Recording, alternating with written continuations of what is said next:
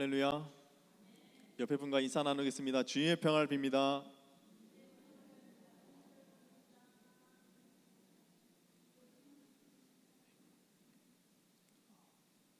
어느덧 사도행전 1장 12절로 바뀌었습니다. 1이 하나 더 붙었는데요. 12절부터 14절 말씀을 가지고 함께 기도에 힘쓰는 교회라는 제목을 가지고 함께 말씀을 나누겠습니다. 사도행전 강해 설교를 시작할 때 처음 스타트를 제가 했습니다.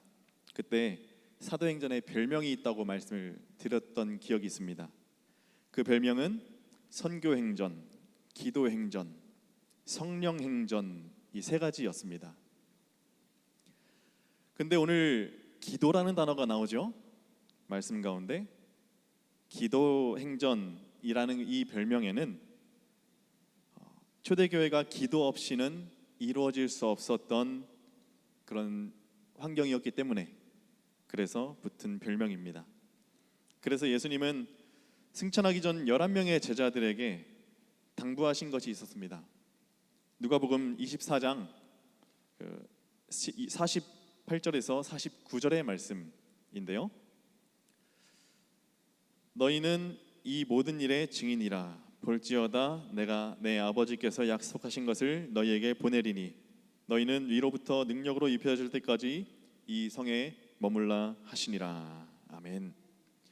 하나님께서 약속하신 것을 보내신다고 말씀하셨고 또 다른 한 가지 능력으로 입혀질 때까지 이 성에 머물라라고 하는 것이었습니다.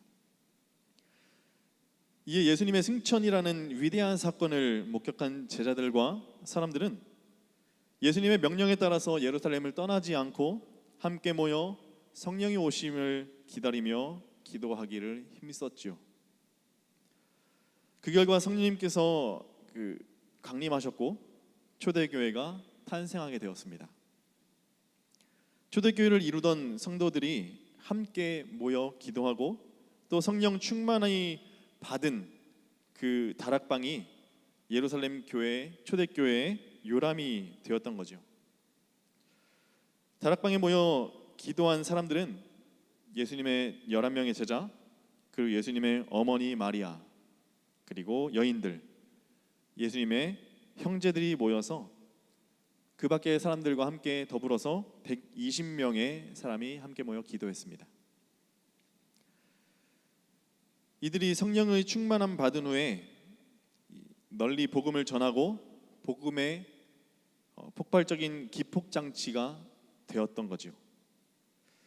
성령 받기 전 제자들은 어떠했습니까? 제자들은 서로 경쟁하기도 했습니다. 내가 가장 높다. 내가 예수님이 하늘로 올라가시면 내가 오른편이다.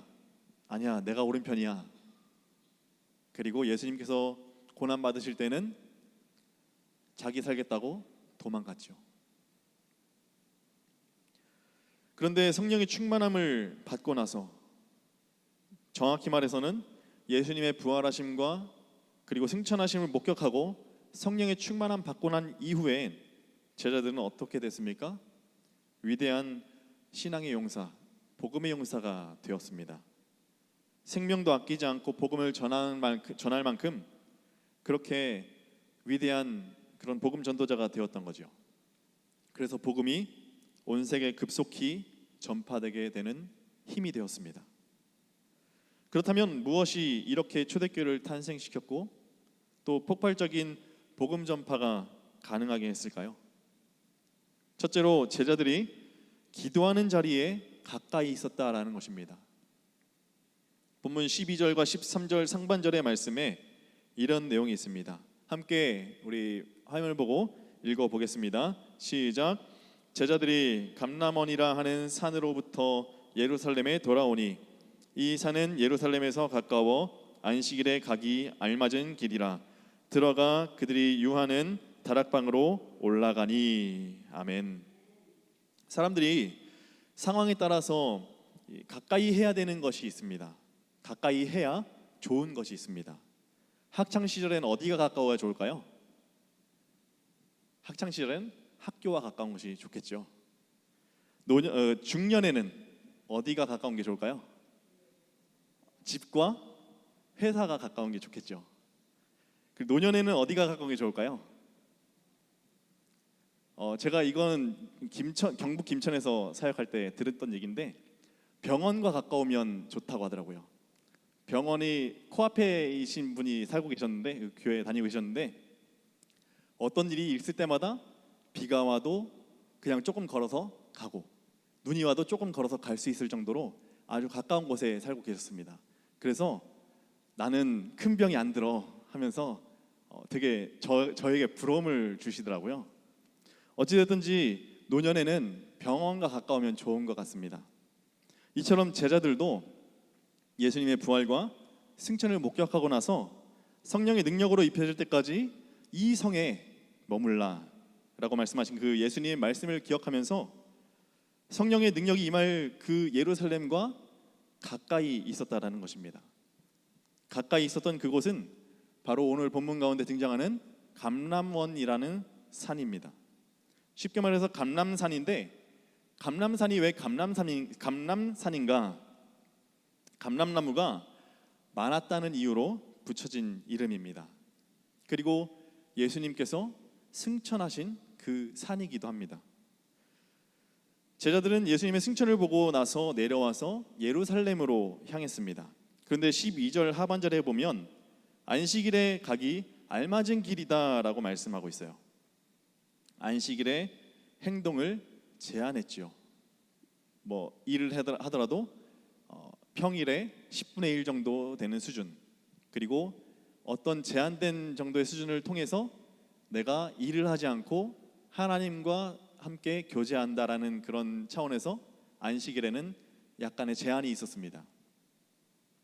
안식일에는 여행할 수 있는 거리, 즉 이동할 수 있는 거리는 약 2,000규빗 정도 되었다고 합니다. 미터 단위로 환산한다면 감람산과 예루살렘의 거리는 약 1km 정도 되었다라는 것을 알 수 있어요. 안식일이 허용하는 범위 내에 감람산과 예루살렘이 있었다라는 거예요. 제자들은 예루살렘에도 안식일에도 예루살렘으로 향할 수 있을 만큼 아주 가까운 거리에 있었다라는 것입니다. 오늘 우리도 마찬가지일 것 같습니다. 세대별로 어디가 가까우면 좋은지 이런 것들이 있는 것처럼 성령을 충만히 받고 복음의 증인으로 세워지고 복음을 증거하는 삶을 살기 위해서는 바로 기도하는 자리와 가까워야 한다는 것입니다. 예수님께서는 교회를 기도하는 집이라고 하셨습니다. 그러니 그리스도인들이 교회와 가깝다면 그것이 얼마나 복이 되겠습니까? 언제든지 기도할 수 있고 또 그 기도 모임이 있을 때마다, 기도회가 있을 때마다 적극적으로 와서 기도할 수 있습니다. 그런데 오늘날 우리에게 그 교회와 거리, 교회와의 가까움이라고 하는 것은 비단 그 물리적인 가까움만을 의미하지는 않을 것 같습니다. 심리적인 가까움도 포함이 되겠다라는 생각이 듭니다. 다니엘 6장 10절의 말씀에서는 이 심리적 가까움에 대해서 말씀하고 있습니다. 함께 한 목소리로 읽어보겠습니다. 시작. 다니엘이 이 조서에 왕의 도장이 찍힌 것을 알고도 자기 집에 돌아가서는 윗방에 올라가 예루살렘으로 향한 창문을 열고 전에 하던 대로 하루 3번씩 무릎을 꿇고 기도하며 그의 하나님께 감사하였더라. 아멘. 다니엘도 제자들처럼 다락방, 즉 윗방에 올라가서 기도했습니다. 다니엘은 예루살렘과 거리는 눈에 보이지도 않을 만큼 먼 거리였지만은 예루살렘의 방향으로 난 창문을 열고 하나님께 기도했습니다. 다니엘의 심리적 거리는 예루살렘과 그 누구보다도 가까운 그런 상태였습니다. 이렇게 다니엘처럼 제자들처럼 우리 이렇게 기도해야 됩니다. 기도하는 자리 가까이 하며 기도해야 됩니다. 기도하는 자리에 가까이 하고 또 언제든지 갈 수 있도록 물리적으로 가까우면 좋겠지만은 그것이 여의치 않은 상황에서는 내 마음의 거리를 기도의 자리와 점점 좁혀가야 합니다. 그것을 우리는 기도의 자리를 사모한다라고 말합니다. 이처럼 우리도 기도의 자리를 사모하며 모여 기도하는 일에 힘쓸 수 있게 되기를 주의 이름으로 축복합니다. 기도한다면 저와 여러분에게 하나님과의 그 교제가 활발해지고 하나님께서 우리의 마음을 아시고 하나님께서 우리의 기도를 들으시는 그런 역사가 일어날 겁니다. 둘째로 마음을 같이하여 오로지 기도하기에 힘썼다라는 점입니다. 본문 13절과 14절의 말씀입니다. 함께 화면을 보고 읽어보겠습니다. 시작. 베드로, 요한, 야고보, 안드레와 빌립, 도마와 바돌로메, 마테와 및 알페오의 아들 야고보, 셀롯인 시몬, 야고보의 아들 유다가 다 거기 있어 여자들과 예수의 어머니 마리아와 예수의 아우들과 더불어 마음을 같이하여 오로지 기도에 힘쓰더라. 아멘. 예수님의 제자들과 예수님을 따르던 여자들, 그리고 예수님의 어머니 마리아와 동생들이 함께 모여 같이 더불어 모여 마음을 같이 했다. 그런데 그 뒤에 오로지 기도하기에 힘썼다라고 말씀합니다. 예수님께서 약속하신 성령의 권능을 받아서 주의 일을 하기 위해서는 한 마음이 되어야 됐습니다. 그리고 한 마음 되기 위해서 기도했어야 됩니다. 말하자면 다락방에 모여있는 사람들은 예수님의 일을 하기 위해서, 예수님을 위한 일을 하기 위해서 한 마음이 되었던 것입니다. 이것은 대단히 중요한 일입니다. 사실 초대교회의 역사는 이렇게 한 마음이 되는 것으로부터 시작이 되었습니다. 신약성경 전체를 보면 같은 의미로 마음을 같이 하여라는 말이 총 11번 나옵니다. 그 중에 10번이 사도행전의 말씀이고 그 중에 한 번이 로마서에 기록된 말씀입니다. 이렇게 마음을 한 마음이 되어서 같이 했을 때 가장 모범적이고 아름다운 교회를 설립할 수 있었습니다.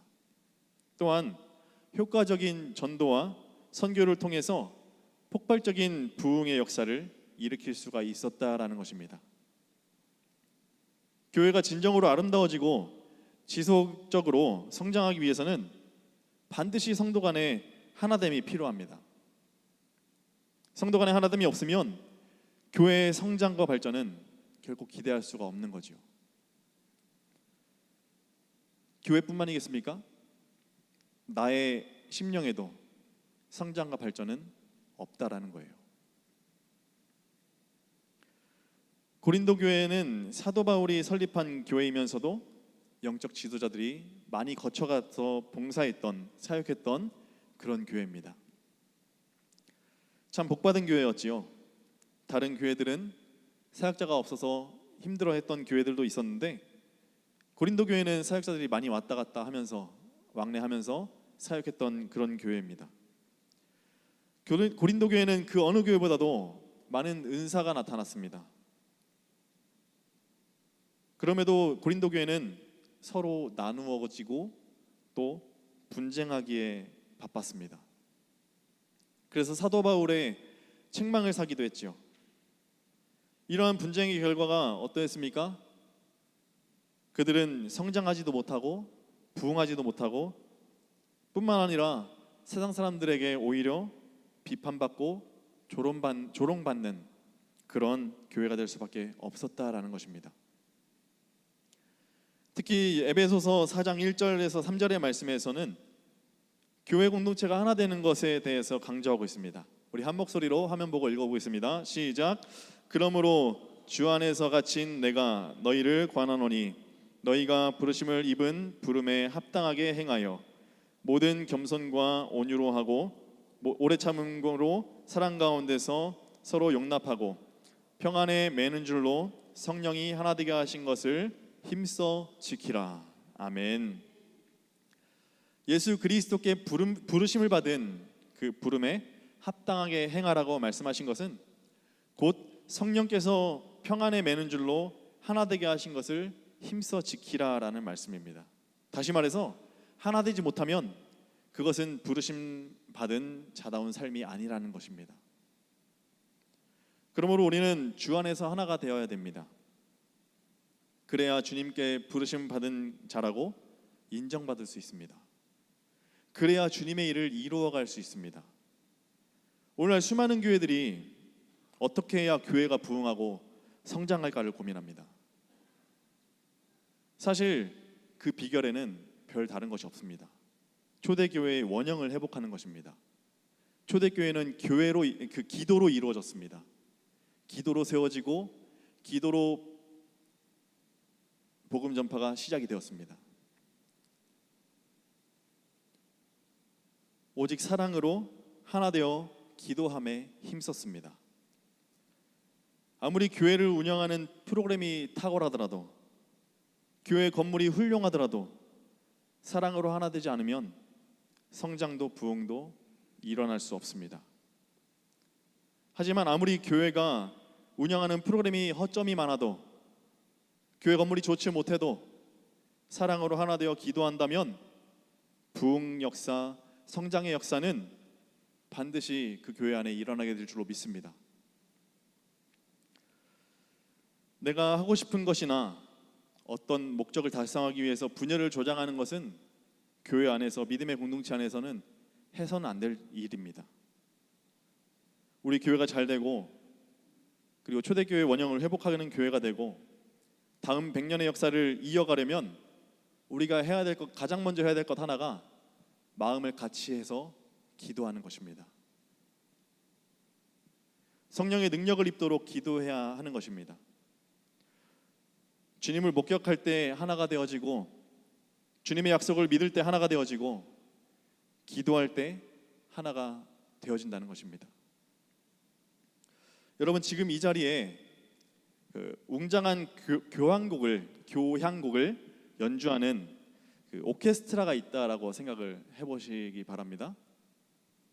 바이올린도 있을 것이고, 첼로도 있을 것이고, 플룻도 있을 것이고, 트럼펫, 각종 악기들이 이렇게 있겠죠. 그 악기들은 각각 다 다른 소리를 낼 겁니다. 만약에 연주자가 내 실력이 가장 뛰어나고 내 악기가 가장 소리가 예뻐라고 생각하면서 막 내 마음대로 연주를 했다고 생각을 해보십시오. 그럼 그게 음악이 되겠습니까? 음악입니까? 소음입니까? 소음일 것입니다. 오케스트라가 아름다운 화음을 내는 데에는 두 가지 필수적인 요소가 있습니다. 첫째는 모든 연주자가 지휘자를 보는 겁니다. 연주자들은 악보만 보지 않습니다. 악보만 보지 않고 가장 중요한 순간마다, 이제 느낌이 변하고 분위기가 변하는 그 순간마다 지휘자의 손끝을 본다라는 거예요. 그렇다면 우리에게 지휘자는 누구십니까? 바로 성령님이십니다. 기도는 성령님께서 지휘자가 되어주시고 우리의 삶의 박자, 그 박자를 그 성령님의 지휘에 맡겨드리는 것입니다. 그것이 바로 주님 안에서, 성령 안에서 하나가 되는 것이지요. 그 둘째로, 모든 연주자가 함께 시작하고 함께 끝나는 것입니다. 어떤 연주자도 자기 혼자 잘났다고 자기 혼자 앞서가거나 내가 좀 부족하다고 뒤처지지 않습니다. 무조건 옆 사람과의 소리를 들으면서 전체적인 조화를 생각을 합니다. 그래서 내가 들어가야 될 타이밍 딱딱 잘 맞게 잘 해 나가는 거죠. 우리는 이와 같이 한 가지 목표를 가지고 같은 한 곳을 바라보면서 마음을 같이하여 기도해야 된다는 사실입니다. 사랑하는 성도 여러분, 이처럼 하나님은 우리 공덕교회가 함께 기도에 힘쓰는 교회가 되기를 원하십니다. 우리가 기도할 때 하나님의 그 크신 뜻이 이루어지기를 소망하고 계십니다. 우리가 기도할 때 우리 마음이 예수님을 닮아가는 마음이 되기를 원하고 계십니다. 기도할 때 우리가 성령의 능력 받아서 복음을 전파하기를 원하십니다. 그러므로 이제 우리가 해야 될 것은 주 안에서 하나가 되어서 기도하는 일입니다. 주 안에서 하나 되어 주님께서 맡겨주신 그 사명들을, 그 일들을 하나하나씩 이루어가는 것이 우리가 해야 될 일이라는 것입니다. 우리 교회가 함께 기도하기를 힘쓸 때에 하나님의 크신 역사를 목격하게 되고 또 그 은혜를 온전히 누릴 수 있게 되기를 주님의 이름으로 축원합니다. 기도하겠습니다. 사랑과 자비의 하나님 아버지, 감사합니다. 항상 기도에 힘쓰라고 말씀하시는 그 주님의 음성에 귀 기울입니다. 공동체가 함께 드리는 기도의 능력이 우리 교회에도 나타나기를 소망합니다. 하나님의 강력하신 역사를 체험하는 은혜를 받아 누리게 인도해 주시기를 원합니다. 삶 가운데 어려움과 고통 속에 있는 성도님들에게 기도에 응답해 주심으로 회복하게 하시고, 또 병상에 있는 성도님들은 항상 속히 또 회복되어서 일어나서 함께 주님께 영광 예배를 드릴 수 있게 인도해 주시기를 원합니다. 주님 안에서 함께 기도하기를 힘쓰는 가운데 하나 되게 해주셔서 세상이 우리를 통해서 주님의 영광을 보게 하시고, 주님께서 맡겨주신 사명을 잘 감당할 때에 우리 교회에 부흥의 불길이 시작되는 발화점이 되게 인도해 주시옵소서. 우리 구주 예수 그리스도 이름으로 기도드립니다. 아멘.